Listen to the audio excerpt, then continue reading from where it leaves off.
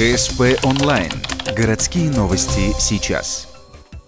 Понедельник, 15:00, городадминистрация, совещание с управляющими и ресурсными компаниями. На повестке дня вопрос о внедрении в Ухте колл-центра. Сейчас такие службы функционируют в 20 городах России. Мозговой центр находится в Казани. Там 12 человек принимают заявки от населения. Для нашего города такое количество специалистов не потребуется. Достаточно и 5. Главное, чтобы была взаимозаменяемость.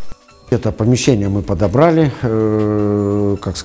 оборудование мы ждем, должно быть по порядку взаимодействия. Республика должна помочь поставить оборудование.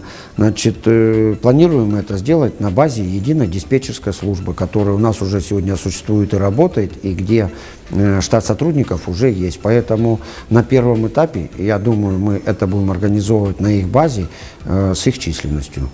Основная задача диспетчеров – прием заявок по вопросам ЖКХ. Эти данные теперь будут заноситься в специальную программу, а не записываться от руки в журнале. Дальше сообщение будет передаваться коммунальщикам. Время устранения любой проблемы пропишут в регламенте. После обслуживания обратившийся должен подписать акт выполненных работ. Для наилучшего результата заявку будут хранить 10 дней в базе данных для контроля. Но когда это благо цивилизации появится у нас, пока никто не говорит. Остается надеяться, что с появлением колл-центра проблемы с темными подъездами и выкрученными лампочками уйдут в небытие.